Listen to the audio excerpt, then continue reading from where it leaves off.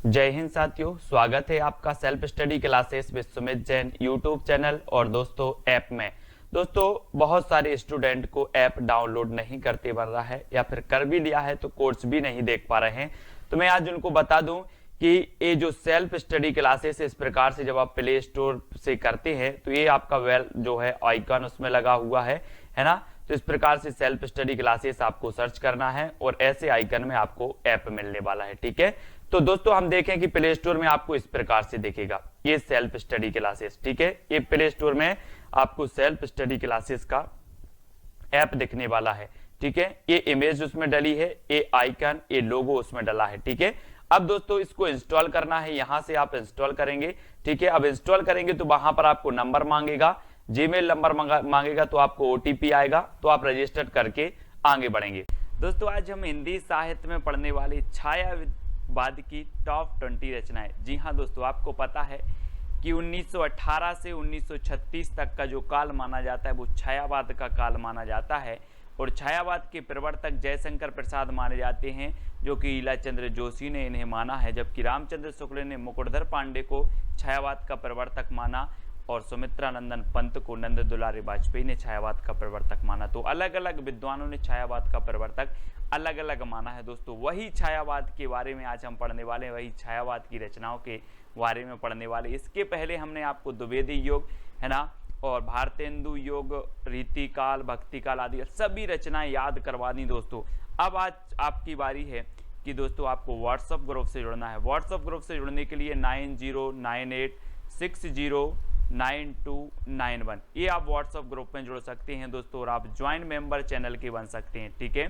Join member बनने के लिए चैनल पर ज्वाइन बटन दिया है, ज्वाइन पर क्लिक करेंगे तो वहां पर 3 दोस्तों प्लान है। सबसे पहला प्लान है सिल्वर प्लान। सिल्वर प्लान में आपको 59 रुपये पे करना होगा। ठीक है, फिर है गोल्ड प्लान, 159 रुपये पे करना होगा। डायमंड प्लान जो कि दोस्तों आपको 299 रुपये करना होगा। 59 वाले सिल्वर प्लान में आपको दोस्तों क्या किया जाएगा, आपका कमेंट हाईलाइट होगा। ठीक है, आप लाइव स्ट्रीमिंग वाली वीडियो देख सकेंगे। ठीक है, गोल्ड प्लान में दोस्तों आपको और एक्स्ट्रा मिल जाएगा कि आपको इमोजी मिलेगा, लाइव स्ट्रीम मिलेगी, वॉलपेपर्स से संबंधित होंगे है ना। और दोस्तों डायमंड प्लान में आपको व्हाट्सएप ग्रुप में भी जोड़ दिया जाएगा और व्हाट्सएप ग्रुप में आपको स्टडी मटेरियल प्रेषित किया जाता है। ठीक है, जो भी हमारे चैनल पर पढ़ाया जाता है वो स्टडी मटेरियल आपको प्रेषित किया जाता है। आप डायमंड जो है प्लान चुनते हैं तो स्टडी मटेरियल यानी सोशल मीडिया से आप जुड़ जाते हैं। ठीक है, तो स्टार्ट करते हैं दोस्तों आज का ये वीडियो। सबसे पहले आपसे पूछा जाता है कामायनी महाकाव्य के रचनाकार कौन है। 4 विकल्प हैं, 2 सेकंड में आप अपने उत्तर का बताना है दोस्तों। और यहाँ पर चित्र में देखना दोस्तों, एक कामायनी रचना है और ये महाकाव्य है। और आपको पता है कि आप कामना करने जाते हो कहाँ पर, जयशंकर के प्रसाद, शंकर जी के पास जाते हो ना, भगवान मुझे परीक्षा पास करवा देना, तो क्या करने जाते हो, कामना करने जाते हो। तो कामायनी महाकाव्य किसका होगा, शंकर जी के पास जाते हो तो जयशंकर प्रसाद। ठीक है, और एक कामायनी दोस्तों आपको ये आपको रचना दिख रहा है, ये रचना है, ये बुक है और ये जयशंकर प्रसाद जी की है। ठीक है, और ये महाकाव्य है, कितने सर्गों का महाकाव्य है, 15 सर्गों का महाकाव्य है दोस्तों, और 1935 में ये प्रकाशित हुआ था। ठीक है, तो याद रख लेना, छायावाद का श्रेष्ठ महाकाव्य माना जाता है।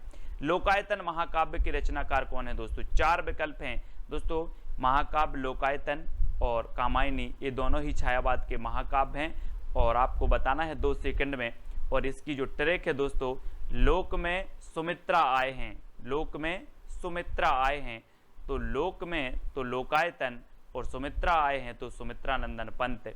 ये सुमित्रा नंदन पंत का महाकाव्य माना जाता है दोस्तों लोकायतन। ठीक है, यानी बी नंबर आपका सही हो जाएगा। आपको ट्रिक याद रखनी है, लोक में सुमित्रा आए हैं, लोक से लोकायतन और सुमित्रा से सुमित्रा नंदन पंत। ठीक है, पल्लव के रचनाकार कौन है दोस्तों। 4 विकल्प हैं, जब तक मैं आपको बता दूं कि जो पल्लव है इसे छायावाद का घोषणा पत्र, छायावाद का मैनिफेस्टो कहा जाता है। पंत जी की प्रसिद्धि का आधार भी कौन सा है, पल्लव ग्रंथ है। और ये किसकी है, पंत जी की है, सुमित्रा नंदन पंत। और इन्हें प्रकृति का चेतेरा कवि भी कहा जाता है ना, प्रकृति का सुकुमार कवि, प्रकृति का चेतेरा कवि। और दोस्तों सुमित्रा से पल्लव पड़ा है। आप बोलते ना कि किससे पाला पड़ गया यार, वही है, सुमित्रा से पाला पड़ा है, सुमित्रा से पल्लव पड़ा है। ठीक है, तो सुमित्रा से पल्लव पड़ा तो सुमित्रा नंदन पंत की रचना हो जाएगी पल्लव। तुलसीदास के रचनाकार कौन है? 4 विकल्प हैं, जयशंकर प्रसाद, सुमित्रा नंदन पंत, निराला, महादेवी वर्मा। और आपको पता है दोस्तों तुलसीदास एक श्रेष्ठ कवि हैं और तुलसीदास रचना भी है, तो तुलसीदास निराला कवि है, तुलसीदास निराला कवि है, तो तुलसीदास तो निराला कवि है ही दोस्तों, और तुलसीदास जो रचना है ये भी निराली रचना है, यानी कि निराली से और निराला से आपका निराला सा नंबर सही हो जाएगा। आपको याद रख लेना तुलसीदास निराला कवि है। ठीक है, तो ये तुलसीदास रचना निराला की हो जाएगी। ठीक है, अगला है दोस्तों राम की शक्ति पूजा के रचनाकार कौन है? बहुत ही बढ़िया रचना है और मोस्ट इंपॉर्टेंट है दोस्तों। और राम की शक्ति की पूजा कौन करते हैं? निराले व्यक्ति करते हैं, है ना, या फिर राम की शक्ति पूजा निराली है। राम की शक्ति पूजा निराली है, राम की शक्ति पूजा निराले व्यक्ति करते हैं, तो राम की शक्ति पूजा के रचनाकार कौन होंगे? कौन होंगे? निराला, यानी कि जो सा नंबर है वो आपका बिल्कुल सही हो जाएगा। यामा के रचनाकार कौन है दोस्तों? यामा, जैसे कि 1982 में ज्ञानपीठ पुरस्कार मिला था दोस्तों, और आपको पता है कि आप बोलते ना या माँ बोलते किसे? महादेवी को, महादेवी को माँ बोलते हैं, तो ये यामा भी रचना किसकी हो जाएगी? महादेवी वर्मा की हो जाएगी। ठीक है, याद रख लेना। छायावाद की श्रेष्ठ कवित्री हैं दोस्तों, इन्हें आधुनिक मीरा भी कहा जाता है ना। आधुनिक मीरा किसे कहा जाता है? तो महादेवी वर्मा को, है ना। और चित्ररेखा के रचनाकार कौन है? 4 विकल्प हैं, 2 सेकंड है दोस्तों आपके, और आपको बताना है, और आपका बिल्कुल यहाँ पर सही हो जाएगा। चित्ररेखा ए राम कुमार वर्मा, यानी कि जो सा नंबर है वो बिल्कुल सही हो जाएगा। दोस्तों आपको पता है राम कुमार का चित्र रेखा ने देखा, चित्र रेखा, तो राम कुमार का चित्र रेखा ने देखा, ये आपकी ट्रिक है। तो चित्र रेखा, है ना, चित्र रेखा ने देखा किसका? राम कुमार का। तो चित्ररेखा के रचनाकार कौन होंगे? राम कुमार वर्मा। अब याद रख लेना आप कैसे याद रखोगे? राम कुमार का चित्र रेखा ने देखा, तो चित्ररेखा राम कुमार वर्मा की रचना हो जाएगी। ठीक है, अगला है निहार, रश्मि, नीरजा, सांदगीत और दीपशिखा के रचनाकार कौन है? 4 विकल्प आपके पास, जयशंकर प्रसाद, सुमित्रा नंदन पंत, राम कुमार वर्मा, महादेवी वर्मा। इनमें से 2 सेकंड में आपको बताना है कि निहार, रश्मि, नीरजा, है ना, सांदगीत और दीपशिखा। और आपको पता है दोस्तों कि ये पूरी ही रचनाएं किसकी हैं? महादेवी वर्मा की हैं। महादेवी वर्मा, यानी कि 4 नंबर आपका बिल्कुल सही हो जाएगा। अब यहाँ पर देखो दोस्तों, सबसे पहले क्या होता है प्रभात में? सबसे पहले जब हमारा सुबह होता है, प्रभात होता है, तब निहार आता है। निहार यानी कि ओस आता है कि सुबह सुबह की नहीं, ओस आता है, तो निहार आता है, निहार। ठीक है, फिर क्या आती है? रश्मि, यानी कि सूरज की ज्योति आती हैं, तो रश्मि आती है। ठीक है, फिर रश्मि आती है, और फिर दोस्तों नीरजा खिलती है, यानी कि जो है कमल खिलता है ना, कमल खिलता है, तो नीरजा खिलता है। ठीक है, फिर सांदगीत, फिर सांदगीत में हम क्या करते हैं? सांदगीत की बेला आती है, शाम को सांदगीत की बेला आती है, और उसके बाद हम महादेवी को क्या जलाते हैं? दीपशिखा जलाई जाती है, महादेवी को दीपशिखा जलाई जाती है। तो अब याद रख लेना, आप थोड़ा सा अपना मुंह ऊपर करो और देखो कि सबसे पहले प्रभात आता है ना, प्रभात आता है, फिर दोस्तों रश्मि आती है ना, फिर रश्मि आती है, फिर नीरजा खिलता है, फिर सांदगीत गाते हैं, सांदगीत की बेला आती है, और फिर महादेवी के सामने हम दीपशिखा जलाते हैं। तो ये चारों ही रचनाएं जो हो जाएंगी, 5 रचनाएं किसकी होंगी? महादेवी वर्मा की। ठीक है, इस प्रकार से याद रखेंगे। और अगला देखो दोस्तों, नए पत्ते की रचनाकार कौन है? जयशंकर प्रसाद, सुमित्रा नंदन पंत, निराला, महादेवी वर्मा। कौन है? ये सारी की सारी रचनाएं, ये सारी की सारी जो PDF स्टडी मटेरियल है दोस्तों, वो ज्वाइन मेंबर को ज्वाइन व्हाट्सएप ग्रुप में मिल पाएंगे। ठीक है, नए पत्ते के रचनाकार कौन है? और आपको पता है दोस्तों ये नए पत्ते, है ना, ये किसकी रचना है? सूर्यकांत त्रिपाठी, निराला। और आपने पेड़ में देखे होंगे जब नए पत्ते आते हैं तो बिल्कुल निराले पत्ते होते हैं। कैसे होते हैं? निराले होते हैं, नए पत्ते निराले होते हैं। तो नए पत्ते के रचनाकार कौन होंगे? निराला जी। ठीक है, अगला है निर्माल्य एक तारा के रचनाकार कौन है? 4 विकल्प हैं, बहुत ही बढ़िया प्रश्न है। और दोस्तों आपको पता है कि निर्मल एक तारा का वियोगी है, निर्मल एक तारा का वियोगी है, तो निर्मल से निर्माल, एक तारा से एक तारा का वियोगी है, सो मोहनलाल महतो वियोगी। ये वियोगी की रचनाएं हैं कौन सी? निर्मल और एक तारा। कैसे याद किया? आपको ट्रिक दी कि निर्मल एक तारा का वियोगी है, निर्मल एक तारा का वियोगी है, तो निर्मल और एक तारा के रचनाकार कौन होंगे? मोहनलाल महतो वियोगी। ठीक है। पंछी और रागिनी के रचनाकार कौन है दोस्तों? गोपाल सिंह नेपाली, सुमित्रानंदन पंत, मोहनलाल महतो या फिर महादेवी वर्मा। पंछी और रागिनी, और प्रश्न क्रमांक 11 में आपका बिल्कुल सही आंसर होगा रागिनी का नेपाली पंछी, रागिनी का नेपाली पंछी। तो रागिनी से रागिनी और नेपाली से हो जाएंगे आपके कौन? गोपाल सिंह नेपाली, और पंछी से पंछी। तो पंछी और रागिनी जो रचना है वो किसकी है? गोपाल सिंह नेपाली की। आपको ट्रिक याद रखना है, रागिनी का नेपाली पंछी, रागिनी का नेपाली पंछी। तो रागिनी और पंछी ये गोपाल सिंह नेपाली की रचना हो जाएंगी। ठीक है। अगला है दोस्तों अमृत और विष की रचनाकार कौन है? अमृत और विष 4 विकल्प हैं, और दोस्तों अगर आपने विष को अमृत समझकर पी लिया तो आपका उदय नहीं हो पाएगा। फिर क्या नहीं हो पाएगा? उदय नहीं हो पाएगा। तो अमृत और विष की रचनाकार कौन होंगे? बोले सर हमने विष को अमृत समझकर पी लिया और फिर उदय नहीं हुआ कभी। तो उदय शंकर भट्ट है ना, उदय शंकर भट्ट। और ये एक रचना अमृत और विष अमृतलाल नागर की भी है, कंफ्यूज नहीं होना। और ये अमृत और विष जो रचना है ये किसकी है? उदय शंकर भट्ट की भी है। ठीक है। तो डी नंबर आपका बिल्कुल सही है। कलापी की रचनाकार कौन है? कलापी। दोस्तों यहां पर देखो कला, एक कला लिखा है और आप बोलते हो सर मुझे कला सीखना है। मैंने बोला कितनी कला सीखना है? तो आपने कहा सर मुझे 80 कला सीखना है। कितनी सीखना है? 80। तो कला से कलापी और कला सीखना है कितनी? 80। तो आरसी प्रसाद सिंह, आरसी 80 से आरसी प्रसाद सिंह की रचना है कलापी। कई बार पूछी गई है। अब कभी नहीं बोलना कितनी कला सीखना है, 80 कला सीखना है, 80। ठीक है।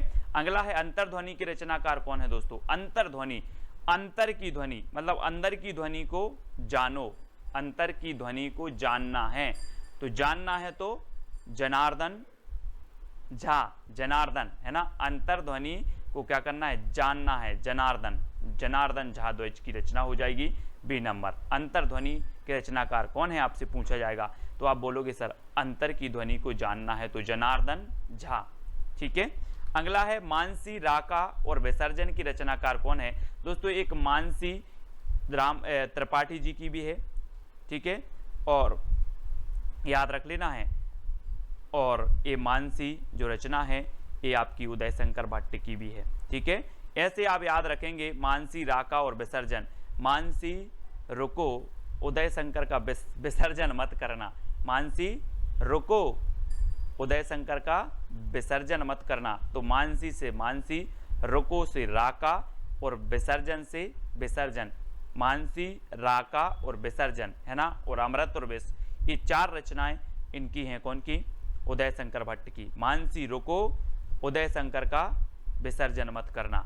मानसी रुको, उदय शंकर का विसर्जन मत करना। ये किसकी रचनाएं हो गई? उदय शंकर भट्ट, यानी डी नंबर आपका बिल्कुल सही हो जाएगा। ठीक है। अगला है कुकुरमुत्ता के रचनाकार कौन है? 4 विकल्प हैं दोस्तों। जरा इस चित्र को देखो, कुकुरमुत्ता ये किसकी है? ये देखो बिल्कुल निराला होता है दोस्तों। ये कुकुरमुत्ता देखो कैसा छत्ता सा बना है, निराला ही होता है। आप देखो जरा निराला, ये निराला होता है कुकुरमुत्ता। तो ये कुकुरमुत्ता के रचनाकार कौन होंगे? निराला है ना। बोले सर कुकुरमुत्ता चित्र में देखा ये निराला होता है, तो निराला की रचना हो जाएगी, ये सूर्यकांत त्रिपाठी निराला। ठीक है। अगला देखो खादी के फूल की रचनाकार कौन है? 4 विकल्प हैं, और दोस्तों ये संयुक्त रचना मानी जाती है 2 कवियों की। और वो कवि कौन से हैं? बच्चन के पंती ने खादी के फूल पहने। अपन बोलते ना नाती पंती, तो बच्चन के पंती ने खादी के फूल पहने, याद रख लेना है ना। बच्चन के पंती ने खादी के फूल पहने, तो ये खादी के फूल रचना है। और बच्चन के पंती ने पहनी, तो बच्चन और पंत, बच्चन और पंत की ये संयुक्त रचना मानी जाती है दोनों की। यानी कि विकल्प नंबर आपका सा जो है वो बिल्कुल सही हो जाएगा। खादी के फूल बच्चन के पंती ने पहले है ना, बच्चन के पंती ने खादी के फूल पहने। ये ट्रिक है आपकी। तो खादी के फूल जो रचना है ये बच्चन और पंत की हो जाएगी। ठीक है, इसको आप याद रखेंगे।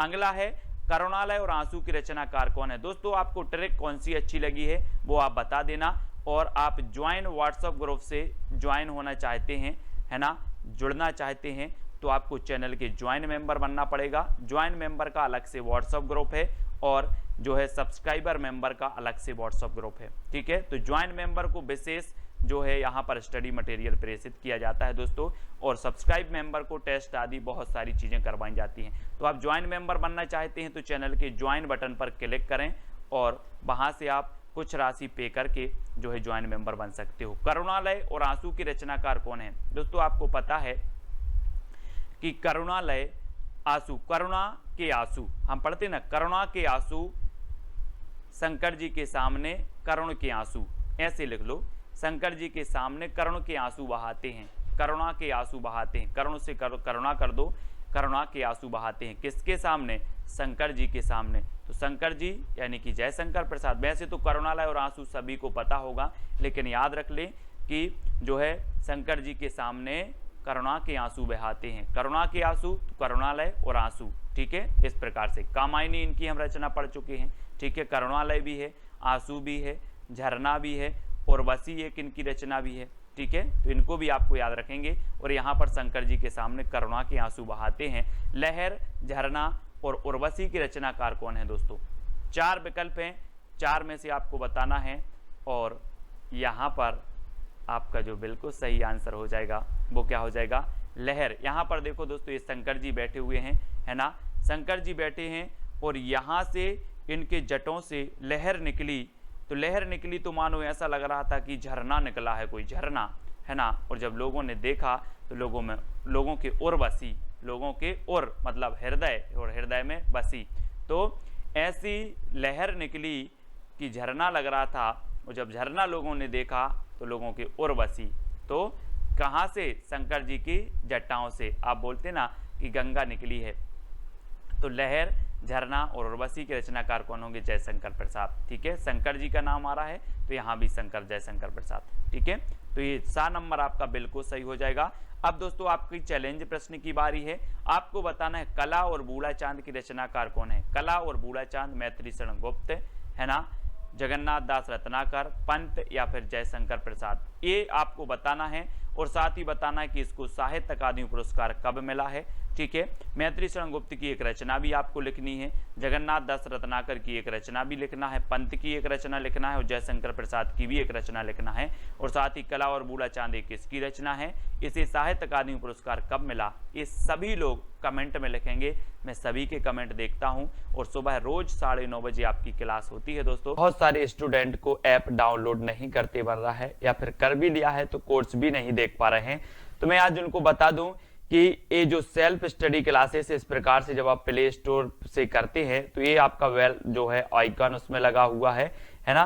तो इस प्रकार से सेल्फ स्टडी क्लासेस आपको सर्च करना है और ऐसे आइकन में आपको ऐप मिलने वाला है। ठीक है, तो दोस्तों हम देखें कि प्ले स्टोर में आपको इस प्रकार से दिखेगा ये सेल्फ स्टडी क्लासेस। ठीक है, ये प्ले स्टोर में आपको सेल्फ स्टडी क्लासेस का ऐप दिखने वाला है। ठीक है, ये इमेज उसमें डली है, ये आइकन, ये लोगो उसमें डला है। ठीक है, अब दोस्तों इसको इंस्टॉल करना है, यहां से आप इंस्टॉल करेंगे। ठीक है, अब इंस्टॉल करेंगे तो वहां पर आपको नंबर मांगेगा, जीमेल नंबर मांगेगा, तो आपको ओटीपी आएगा, तो आप रजिस्टर करके आगे बढ़ेंगे।